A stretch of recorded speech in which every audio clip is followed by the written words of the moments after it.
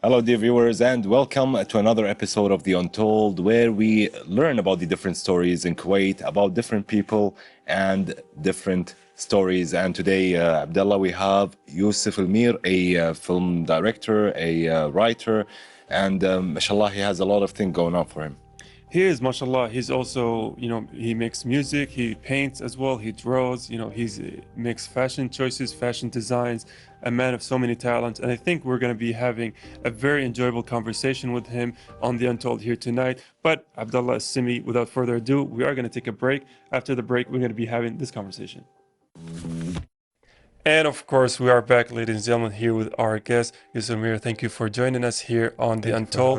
Thank you for being here. Thank you so much for having me here. I'm honored to be on your show. Yousef, let's start with the first question. You were studying originally electrical engineering, right? Mm-hmm. So what led you to that path originally?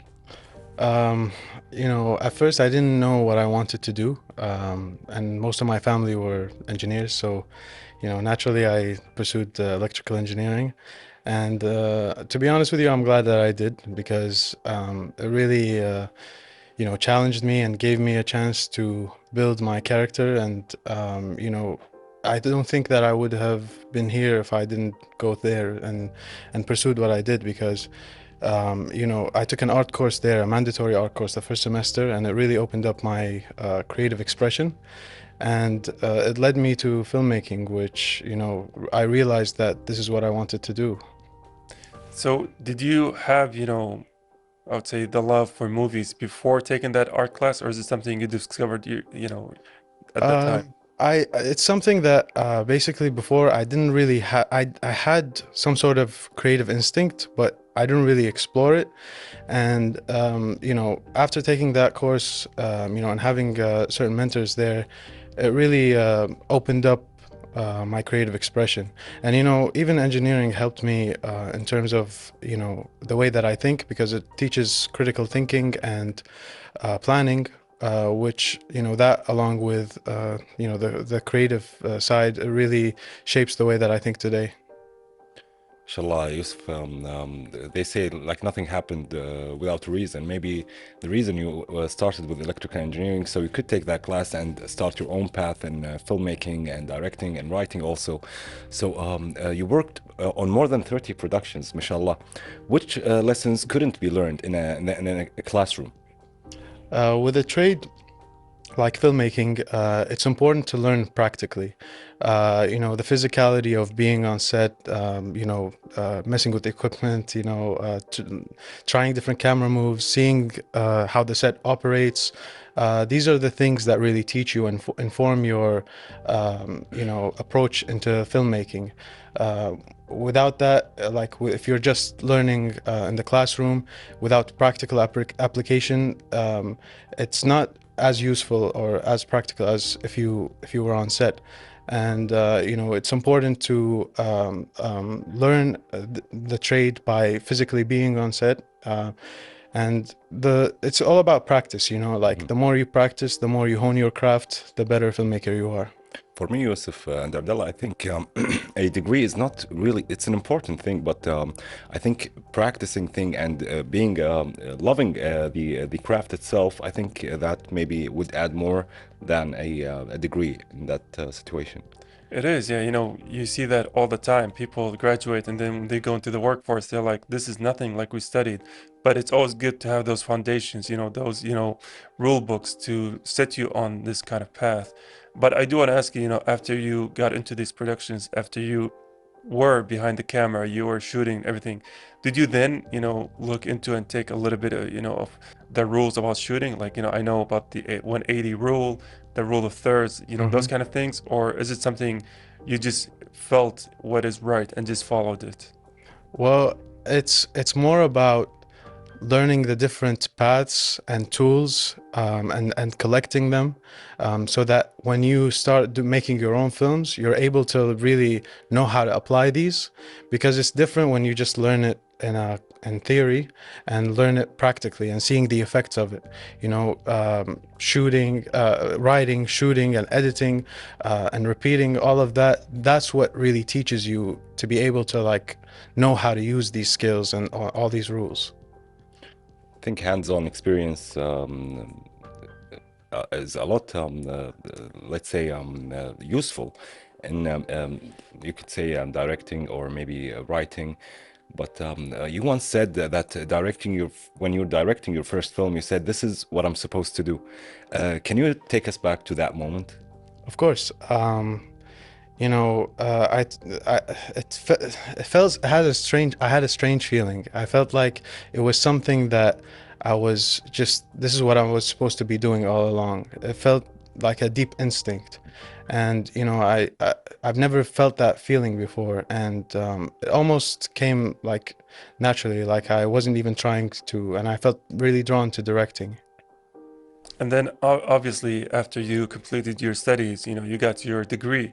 What made you pursue, you know, filmmaking, even though here locally it's not very certain kind of profession? You know, there's a lot of risk. There's a lot of pros and cons within this. Well, it's something that I've always, you know, known that I wanted to do. So for me, it was a matter of time, you know, when I wanted to do it. And you know, I'm glad that I you know, went through all of that before I went into filmmaking, and you know, I completed my engineering degree, and then you know, I went to film school, and I did a lot of stuff in between, because that like gave me life experience, and that's what informs my filmmaking, and you know, in terms of writing and directing.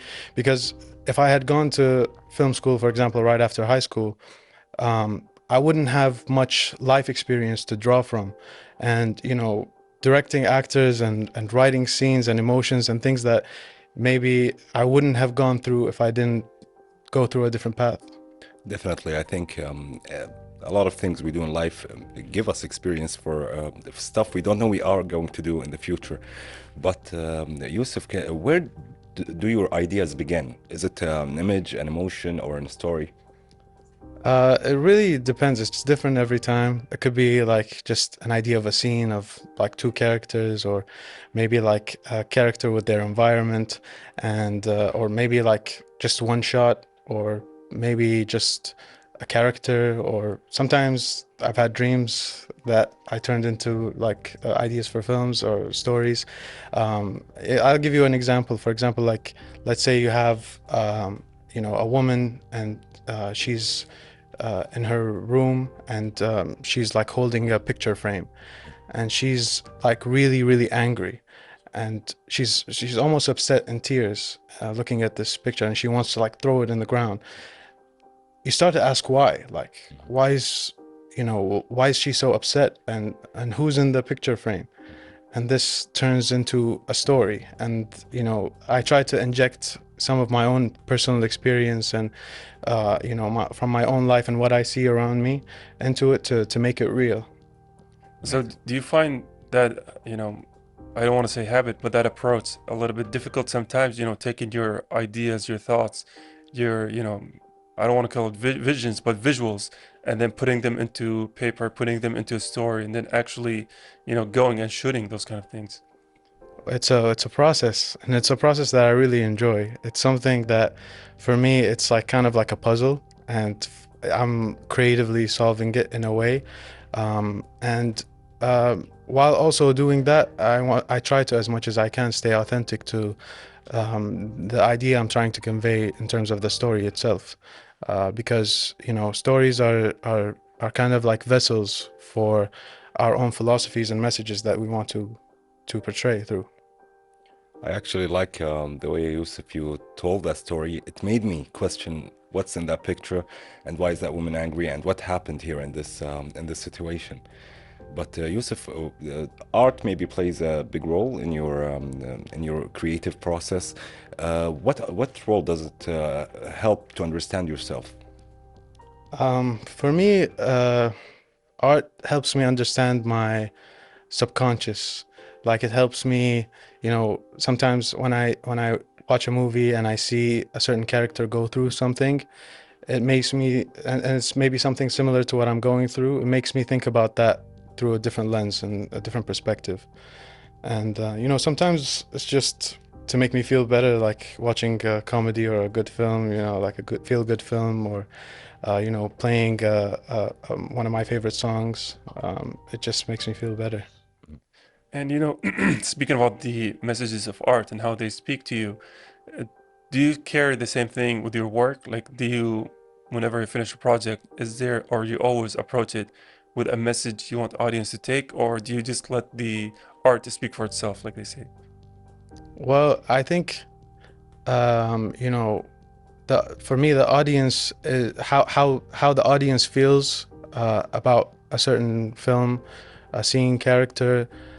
That is up to them. Art, in the end, is subjective. So it's all about, for me, I portray something, but in the end, it could be taken as something completely different. So it really, for me, I am intentional in what I create in terms of emotions and ideas that I'm trying to convey, but it's really up to the audience. I like the way that you actually have the direction of the film and making the audience make up their own conclusion of the story. It gives the feeling of a deeper meaning to the product you are working on. But you're not only a filmmaker, you also paint, you design, you photograph also, you create fashion. Mashallah, a lot of things, and you also work with music. How does these discipline influence each other? Well, I believe that, like, all disciplines are interconnected in some way or another. And, because I do all of these different things, I think it gives me a unique perspective, a mixed perspective, because I think more laterally, in terms of, like, let's say if I have an idea for something, I think about what medium is best to portray that idea through. Um, and I'll give you an example. For example, like I was working with Yaqub Rafai from Sons of Yousef, and we were working on the Kuwait beat tape. And I had some, right after that, I was editing my film. And I had some samples, like songs, Khaliji songs that I had on my laptop. So I resampled them and worked them into the temporary score for the film, and it ended up in the final version of the film, and it gave it a very unique perspective, a very like Khaliji or Kuwaiti perspective that otherwise wouldn't have happened. So, mashallah, taking charge of so many aspects of, your own movie, do you feel like, more responsibility, more, I would say, pressure in making sure the final project lines up with your vision? Because I know for, maybe other filmmakers, they have someone who, makes the art, someone who makes the music, someone who makes this and that. But if they're all within the same person, do you feel more pressure within that product? Well, I do have a team, and for me, I understand, like, it's a collaborative art form. That's what I love about film.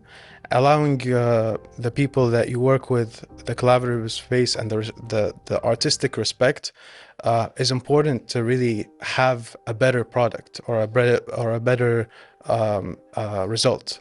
This is the thing that makes the film better.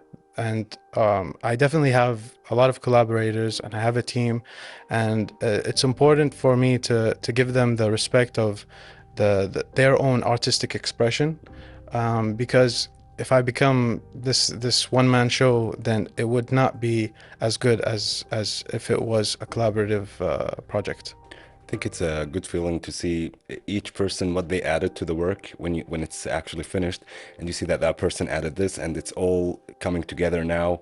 I think that's an amazing feeling. But unfortunately, we are running out of time. But we still have more questions for you after this break. And of course, we are back, ladies and gentlemen. Now, Yusuf, I do want to ask you about something because for a lot of people, they say the fear of chasing what you love or what you want and what you dream of, is that you have to make a lot of sacrifices. You have to give a lot of things. You have to give up on so many aspects of what a lot of people may consider enjoyment. Can you tell us a little bit more about the things you had to give up through your path? Of course. That's actually the topic of my last film, The Parking Garage. Um, I think, for me, this is my calling, and this is what I want to do with my life. And I feel like it's a blessing that I was able to really find that. And it's a privilege. Don't get me wrong. That's not lost on me. But in the end, like, I think it's important, for if you find your calling, that you chase it. And I'd rather sacrifice comfort for something that I really love. I'd rather be unstable and happy doing what I love than be stable and miserable doing something that pleases someone else.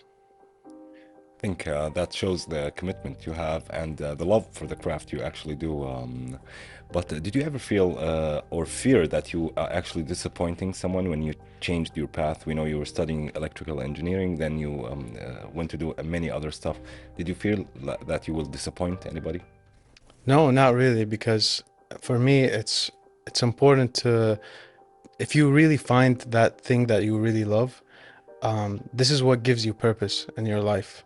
And you have an obligation to really chase it, because it's a blessing. And I said, like I said, it is a privilege. And there's some people that are not so, and I consider myself lucky, because there are people that are not so lucky to have that privilege, and they have more commitments and responsibilities. But in the end, this is what I choose to do, and what I love. And I would sacrifice living a comfortable life just to really be happy and content with what I'm doing and how I'm spending my time. And speaking about what you're doing, how you're spending your time, I do watch a lot of movies, and I watch a lot of video essays about movies. And so many constant things when they talk about directors is that they say, if you look at their earlier works and you look at their later works, you can see them finding their confidence. And what they mean by that is that, how they shoot a scene, how many seconds they spend on a shot, how much, blocking they do, it all build confidence with honing your craft, with the experience. So would you consider yourself, have found your confidence yet as a filmmaker, or you're still discovering those, little angles and, little frames? Yeah, it's a good question. I think, for me, confidence comes from practice. The more you practice, the better you are the better you're at with your craft, And for me, I feel like there's still a lot more that I could learn. And I do learn from other people, my mentors, and people that are around me that are making films. I think I go into every set trying to learn something new, and even if it's a technique, a camera movement, an angle, or a type of lighting, whatever it is. I think there's a lot for me to learn, and I think it's a process. And you see all of these directors, like Spielberg or Scorsese in their 70s and still making movies, and they're making movies because it's a challenge for them. And for me, this is what I love. Like, I think every project that I go into, there is a challenge that's really appealing. And for me, that's part of the thing that excites me about going into it. I think what Abdullah said, that a director, when he starts and later works have shows that this director maybe now knows their path more, and people actually know where he's heading. But when you started working, and now still, maybe there's challenges that you face, most maybe director and writers also face. Can you tell us what these challenges are? Well, as a filmmaker in Kuwait, coming back from Los Angeles, the biggest challenge for me was to find a team, and to find people that are like-minded. And that was the biggest challenge for me in the beginning. And there's also, as a writer and even a director, like how much you choose to share about yourself is also a challenge because, you know, there are things like grief and, you know, mental illness and personal struggles that require a certain confidence for you to share. But I truly believe that if you choose to share them and you face them, you grow as an artist and as a person. It is. And speaking about, growing as an artist, can you tell us a little bit more about, the steps that you take to grow as an artist? Like, do you get yourself involved in more projects? Do you see more projects? Do you talk to collaborators? What is your process to, gaining that development? For me, it's, you know, trying new things, watching movies, having different, watching different types of movies, not just, you know, Hollywood movies. Like, it's important to really diversify your input in terms of what you learn, so that, like, you have different sources to draw from. And Yousef, a lot of people in their crafts, different crafts, face maybe creative blocks. Did you ever face these kind of challenges? And how do you deal with it if you have a creative block? Well, yeah, of course. I mean, I think every creative faces creative blocks. I think it's important to take a break once in a while, to clear your mind. And time is one of the things that I think helps the most.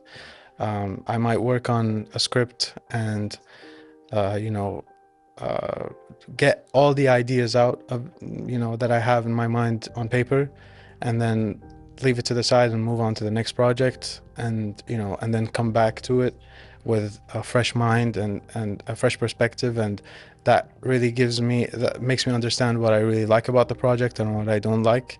And it's a constant process of that. And speaking about the process, you mentioned several times, about the ideas of the, I would say understanding people and how your works is all about the messages that you have, and about your latest work, it's about the reflection that you have about the choices you make and everything. So has, being in a position where you are writing your own projects made you understand people on a more deeper level, or you're still, figuring that out? Of course. I mean, I relate writing more to psychology than imagination, because what you're doing is emulating real emotions and real life. And so that gives you you know, a, a different perspective on people in society.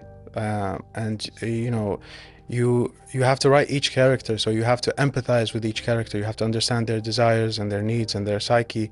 And so it really changed my own perspective about a lot of people, because it made me realize that we're all humans. We all share the same, kind of desires and fears, and that really puts a lot of things into perspective.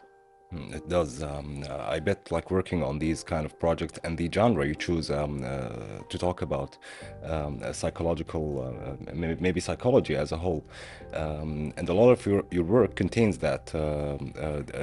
Did that help you understand people on a deeper level, maybe? Yeah, of course. This is what, especially with writing, it really helps me understand where they're coming from, what their objective is. And also directing, that informs my directing. Even if I didn't write the project, if I was just directing it, I would pull from real life people that I know. Or if I'm working with an actor, I ask them to pull from their own lives and their environment and the people that they know. And this is what grounds the work. This is what makes it real, so that people, when they watch the film, they relate to the characters and the scenes. So because the story that you inspire from other people are real, maybe it will touch the people, and maybe they can relate more to the work. It is. And speaking about relating more to the work, how do you approach your writing?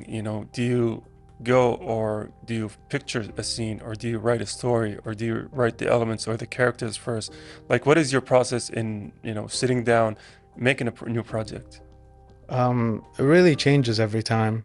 You know, sometimes I find like a certain character and I think this is a fun character, or sometimes, you know, I'm just walking on the street or, you know, in the city and I see a certain scene of like, you know, two people just interacting in a certain way, and I feel inspired by that, and I start to, you know, create my own story based on just this one thing that I see.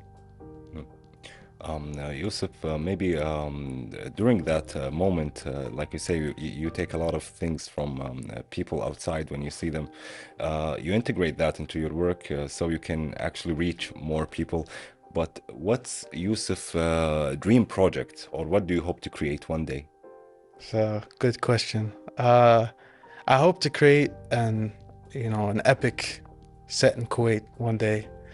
You know, a large scale film that really touches audiences like here and abroad, and, you know, something that becomes synonymous with Kuwait. Like when people think of Kuwait, they think of this film. I think that's ambitious. It is, and hopefully you do achieve that one day. Inshallah. Now, outside of the obvious, you know, limiting factor, which is money, right? It's the limiting factor of all aspects of life. What could be the challenges of making such a project here in Kuwait? It's about the audience accepting the idea of a large-scale feature film in Kuwait, set in Kuwait, and, you know, it's been sort of done before with you know, How I Got There by Dr. Ziad, and you know, I think learning from that project, you know, for me, I realized that the audience have to really know how to appreciate a film like that. And, you know, that I think comes with time. The more quality feature films that we have, the more I think the audiences there'll be more of a demand for that. I think that's amazing. I think today we learned a lot about filmmaking and writing and what inspires you, and hopefully we can inspire other people who are watching us right now. But thank you for being with us today. Thank you so much for having me. It was an honor having you on the show. Thank you so much. But dear viewers, don't go anywhere. We'll be back after this break. Unfortunately, ladies and gentlemen, that was all the time we've had on the Untold. But Abdullah, you know, it was honestly so entertaining talking to Yousef. He's so knowledgeable. He's so, you know, knows the ins and outs of filmmaking, and he's so passionate about, you know, taking that movement to, you know, bring that knowledge to the younger generation, to the next generation. True, Abdullah, especially. He also changed his path completely in life. He started as an electrical engineer, then he went to the film the college in LA, as I remember, and he is also the founder of the Filmmaker Club here in Kuwait, and he's mentoring a lot of people, and he himself was mentored by a lot of big names. It was truly an enjoyable episode. We learned a lot of stuff today, Abdullah. We did learn a lot of stuff. Hopefully the audience have learned as well. With that being said, ladies and gentlemen, that's it from us here of The Untold. Until next episode, goodbye for now. Goodbye.